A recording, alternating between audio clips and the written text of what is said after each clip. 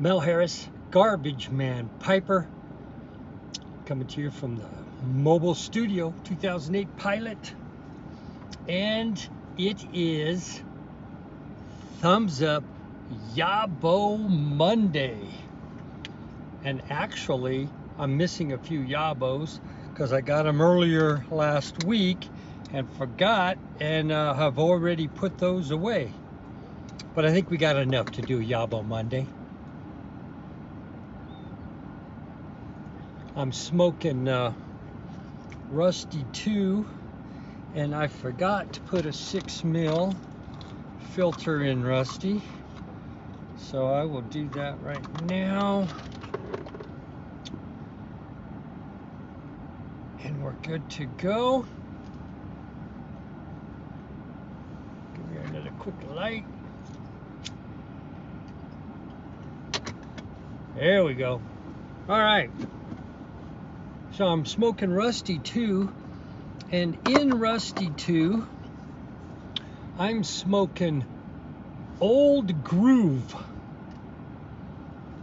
I picked this tobacco up on the way to see Pop this last weekend.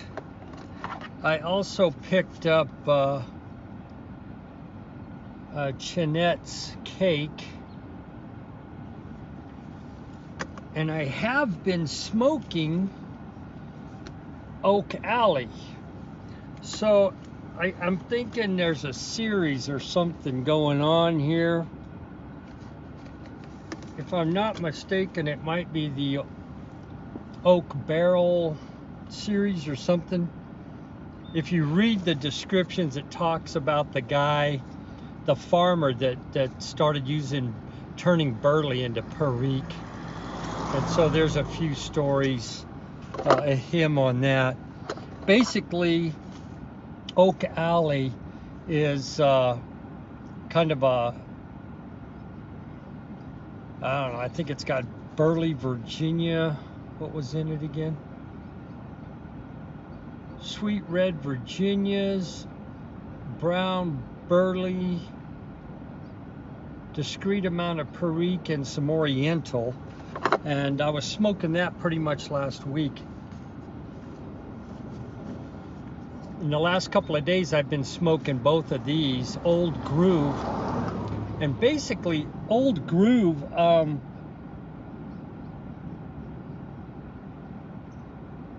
is a Virginia Burley with Oriental, Cavendish, perique, and it has a pomegranate topping on it. Now the perique is way in the back. The perique's in the back of the bus. When you first start lighting this up, the pomegranate of course is there until you get about 2/3 down the bowl, and then it's pretty much burned off. But I would say a nice summer blend for those that don't like a lot of perique but like something. And then you've got Chinette's Cake, and this basically is a Virginia perique, and probably the stronger of the three when it comes to perique. It is also a crumble cake. It smells amazing. Oh my gosh, like a fig Newton. Awesome. The thing about this is I'm usually smoking a bowl of this after I have smoked a bowl of this. And I haven't finished a bowl of this stuff yet because I get a headache. And I don't know. It's not like me to not finish a bowl, but it's just this dull headache, and I wouldn't call it necessarily a nick hit. So, I don't know, I'm working on it. Anyways, we haven't had a chance to do the cigars and tobaccos, and we just aren't going to get to it today.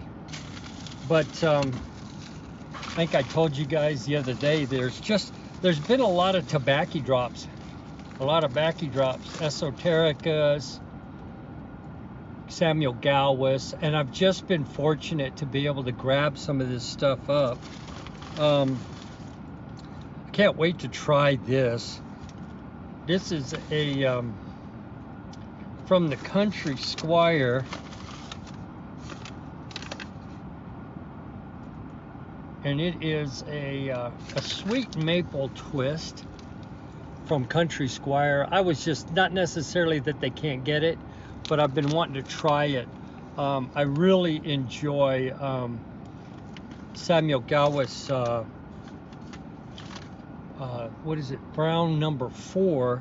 So we'll see what that tastes like. Ended up getting a Sassini and Germain Century. I've never had this. It's a Cyprian, it's a Cypress Latakia Dark Cabernet Oriental Virginia tobacco. I'll probably just stick that in the cellar till I'm smoking Latakias. So there's one package out of the way. What do we got here? Oh. So this one I think is from Tobacco Pipes. I happened to land some Samuel Galwith blends. Cabby's Mixture. That's a blend I smoke in the late spring and summer. So I picked me up 4 tins. For the cellar, I already have some. And then I gave a tin of this to Rogue Glide Solly, and I had never tried it. And was thinking, man, I need to get my hands on some more of that. It's the Black number 2 Finest Kindle Twist. Because Yardism, Chad, has been chooching this stuff like there's no tomorrow. And I thought, man, if it's as good as he sounds, I probably should have tried some. It was there. It's hard to find, so I picked me up 3 tins of that. I did get some from Hardy Pet Nutrition. That's for Bugsy. Even Bugsy gets YABOs. Excuse me. I'll have to give you guys an update on the Bug Man. But there's still more YABOs. So most of my focus on tobacco this year is on building up the cellar of the tobaccos I absolutely know I want to cellar. And so I grabbed me a pound of Dark Twist. This is just an absolutely wonderful Virginia Vapor. I just love this stuff. So I'll be jarring that up. This is a couple YABOs stuck together. The Oak Alley, I ended up picking up a tin of that because I know I like it. I wanted to make sure I had some on hand. A couple of tins of something I have not tried before, but I didn't have enough in my basket for free shipping. So I picked up a couple of Fire Dance. I had never had it. And so I thought I would grab a couple of tins of it for the summer, give it a shot. Then I was able to get, who is this from? Tobacco Pipes. They had some Esoterica, so I was able to grab a Margate and a Pembroke. And guys, you know how fast on the draw you have got to be on this stuff. I was able to also pick up a Sabolkin Sabrani. And while I was in there, I found something else that I had not tried, and I know I'm talking out of both sides of my mouth. I have not tried a McBaron original choice.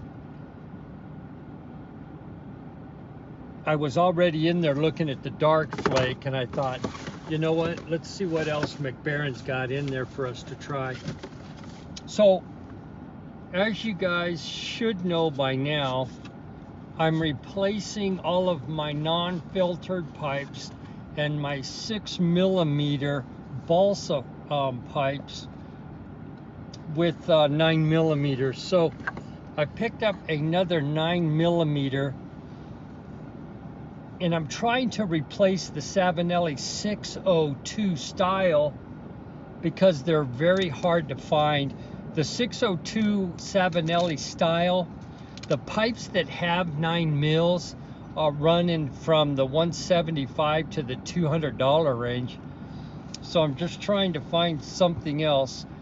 And I saw this Craggy Root. It is a Rattray pipe. It's like the 602 or the 606 shape. And I just like the way those hang. So this is a 9mm,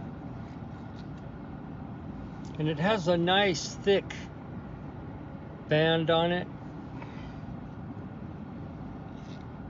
So I picked that up. Again, I'm going to be moving out a lot of those pipes, so I'm replacing them. I have a stack of pipes about 8 or 9 high on my desk that I want to move. It's just so dang time consuming with all the emails and everything you got to do to move them. But I think that is the bulk of it right now. Richard Schmitz, my piping buddy, picked me up this bag to just carry. It's what he uses to carry his pipes. It's kind of his EDC. And I'm kind of running out of room. My little one doesn't really fit much tobacco in it, and I'm trying. I got 4 tins right now that I'm working on. So I'm trying to find something that at least I can get a couple of tins in.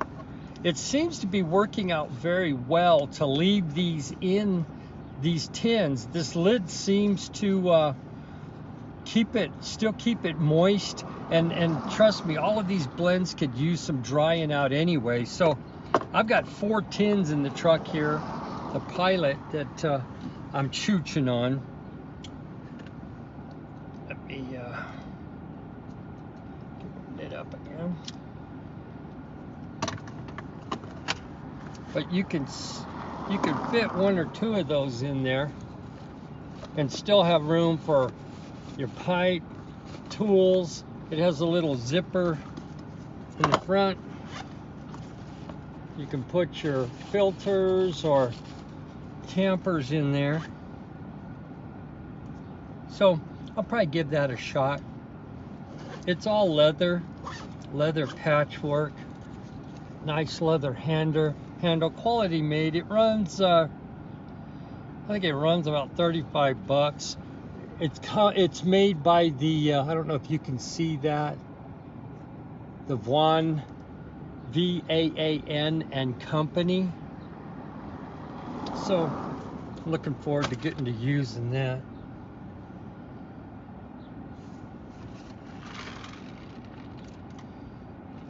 I'm pairing it with a Coke because they gave me the wrong thing. It was supposed to be Dr. Pepper.